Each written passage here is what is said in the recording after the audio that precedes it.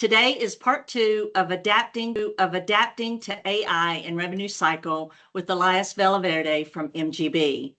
In this part of our conversation, we're talking about overcoming revenue cycle automation challenges and what it takes to build a resilient RPA strategy. From bot ownership and oversight to keeping up with payer changes and workflow shifts, long-term success takes more than just the right technology. So Elias, it's so good to see you again. Thank you for joining me for part two. I'm excited to hear your perspective on what works and what doesn't work, and the lessons that you've learned along the way. So let's dive right in again. When Mass General first began expanding automation in revenue cycle, what were some of the biggest early hurdles you had to work through? Well, in my career, I've been with Mass General for just a little under a year, but from my experience, some of the early hurdles in standing up a automation program, I would say is always first just the buy-in. Buy-in from your leadership, buy-in from your financial leadership, making sure that they understand what we're trying to accomplish. Automation, AI, it's very complex. And for folks that don't deal with the complexities of technology, it's often really daunting to say, yes, let's spend X amount of dollars on this new initiative. But once you share with them the benefits and you actually work through with them the capabilities, you get that buy-in. And with that buy-in, it's tremendous. Hurdles can be moved out of the way. New ideas and opportunities present themselves. So I would say just to make sure first and foremost that your leadership is on board and that they understand what is possible by going through with an automation program. The second I would say is team capability. This probably goes without saying. If you are standing up an automation team, just understanding the technical rigor and skill set that's required to be successful in this space. Technology and development is never an easy skill set. So finding the right team and upskilling the team members is always going to be critical. And then finally, the last thing I would say, just early hurdles is, and this is something that is usually underestimated at first, but is to really refine your pipeline of projects. I think that in my experience, what I've seen is that you get a lot of folks that are excited about automation that maybe have one or two or three really exciting ideas. But that's not a program, right? In order to really establish a program, you need a steady pipeline. You need a way to govern those opportunities that come through so that you're just not picking the loudest person that's sharing their ideas. You really want to make sure that's refined so that you have a steady flow of work and that you're evaluating it appropriately so that you are really getting the most bang for your buck when you put teams and resources at these opportunities. And when you talk about the prioritization, are you constantly looking through the prioritization because things can shift? Some things can become a higher priority than maybe what it was a couple of months ago. How are you keeping up with that prioritization process? Absolutely. Absolutely. It's for us internally, it is a living and breathing document that we continually visit. We review after every upgrade, we review really after every quarter. And what I found is that when you treat it more like a living and breathing document and you have opportunities to refine it, it does almost prioritize itself. You're able to understand and be in tune with what is of the utmost importance for your leadership group, what is coming down the line from Epic so that you don't necessarily need to focus on that work, and what constraints you are currently running into, whether that's technology, business, or process, that are currently within your organization. So just constantly looking at that document and having those conversations really help that prioritization become less daunting as opposed to doing it, once a quarter or even once a year. And I bet that it really helps the operational areas with understanding that you have a dedicated team around that is there to support them, and that you have a prioritization process that they can rely on, which helps them to trust the process even more and to say, oh, this idea is not falling on deaf ears. It really is something that's being looked at constantly, and the priority is of importance, and that communication that goes back and forth. So I know that that is something that builds that trust that you talk about across operational areas, leaning into these changes as well. Yeah. So what lessons did you learn about which revenue cycle processes are best suited for automation? Because, you know, you and I have talked about not everything, everybody doesn't need to worry because everything cannot be automated. So what's left best for the human touch?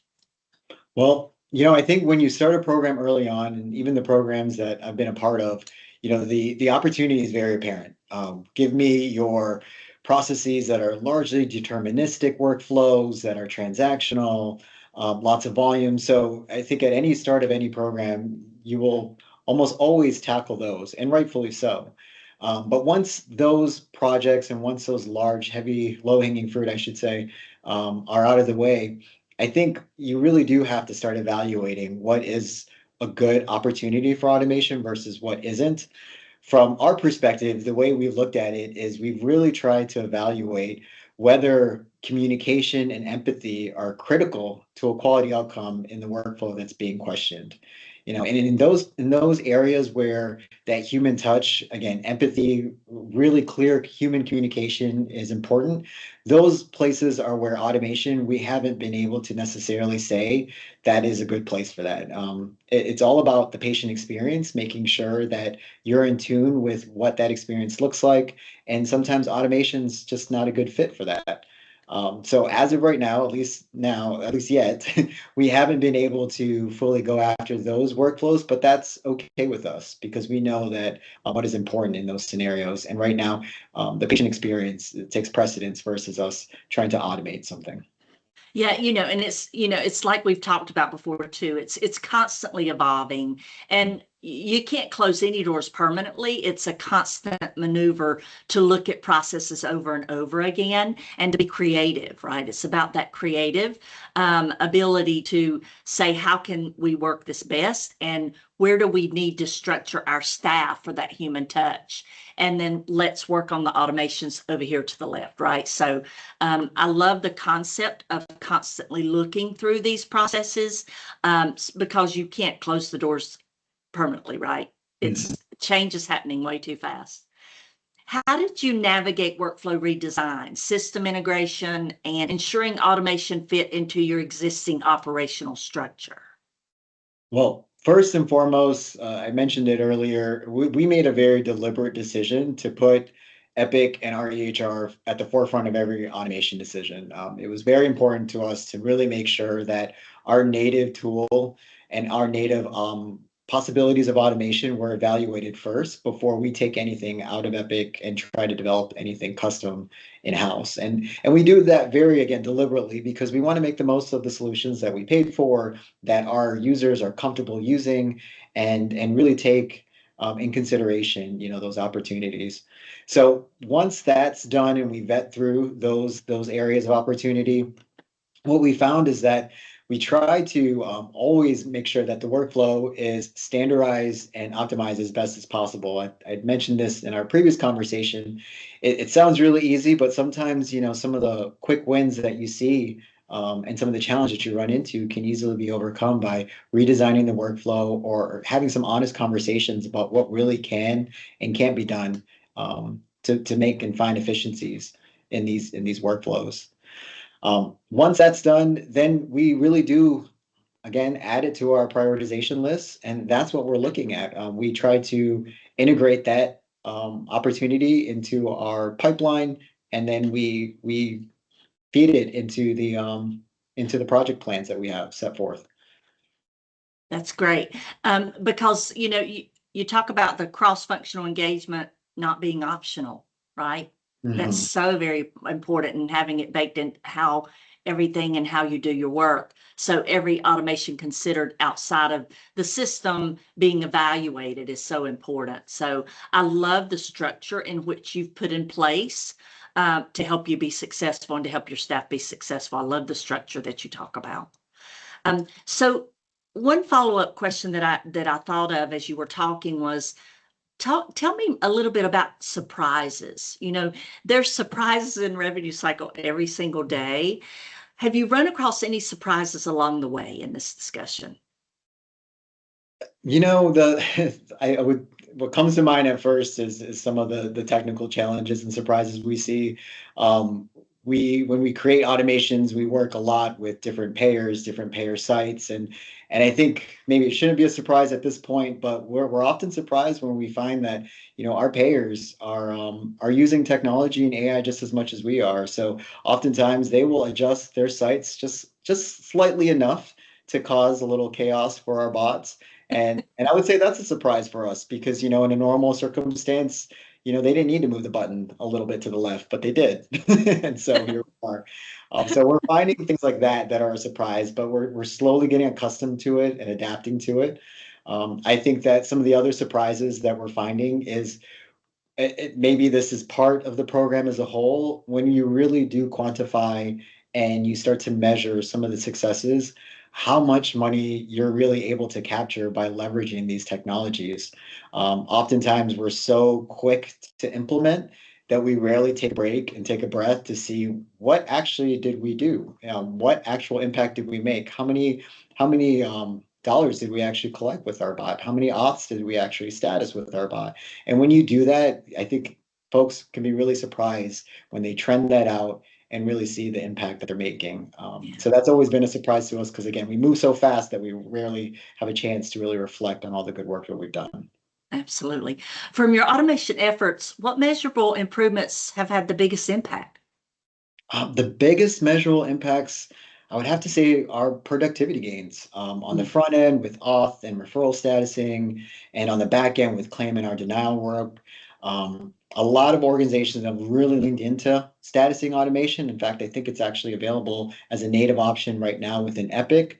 But what we've seen is when we enhance our statusing capabilities through automations and custom bots, you get a much more significant gain and really productivity gain by being really ahead of some of those triagings and some of the statusing work and workflow design. Some of the other things that we see, and really this is kind of a byproduct, glory, of automation as a whole, is just cost savings. Cost savings is a byproduct of automation, of doing it right, at least.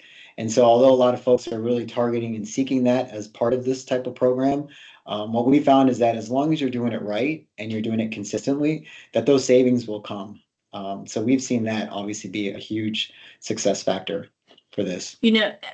When we talked about what you've implemented with the payer oversight of payer changes, and all I could think about was the improvement on productivity. But when you think about all those things and what you're doing in your department, it reduces denials and the claims are going to turn around faster.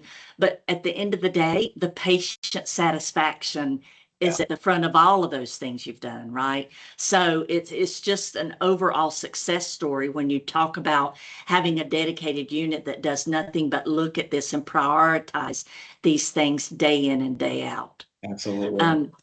For leaders that are building and refining their own automation strategies, because I think all of us are working around this in some form or fashion, what are the most important lessons you've learned about building something sustainable and scalable? I have to go back to buy-in. I think that is one of the biggest things again. And it sounds really simple. It sounds like one call, maybe even two calls with the senior leader, but it really is longer and more complex than that. I think that when you are getting buy-in, you don't necessarily also just need to get it, but you need to maintain it. And how you maintain it is showing value, return on investment and value. And I think that's so critical because there's so much work that goes into these automations, so much analysis and data and effort from various and collaboration teams that need to work together that you have to justify it. You have to justify that value. And by doing that, you build the confidence of what the program really is and what it can deliver long term. And so again, I have to lean on buy-in as being the number one piece there. The second is, I would say, measurement, very similar to my first answer, but not necessarily just measurement on ROI, but just measurement on any initiative that you take on. Every time we look at our projects, we try to really hone in on a key metric that is going to be moved or improved by our automation. And I think that's important because you need to be able to measure something in order to change it. You don't know what your baselines are. You don't know how you've improved by implementing a new project or an automation. So I would say that measurement is also very key. It's probably one of the first steps you need to look at prior to even engaging in a new automation project or initiative. You know, your lessons learned and the practical advice that you've shared, it offers a great roadmap for leaders looking to strengthen their revenue cycle operations. Thank you again for joining me and sharing your experience. I know that you have to be very proud of your department. It is a lot to take on these changes at such a fast pace in what we're dealing with day in and day out. And building a successful automation strategy, it takes more than implementing bots, right? It's the strong processes you talked about and the clear ownership and a long-term plan for keeping everything running smoothly as the organization evolves day in and day out. So if you missed part one of our conversation on preparing revenue cycle teams for AI and automation, it is live now on our site and definitely worth checking out. So thank you again for being here, Elias. It is a joy always to talk with you. And don't forget to stay tuned for Revco's next installment of the Revenue Roundtable. Thank We'll you so see you next time. Thank you. much. Have a good one.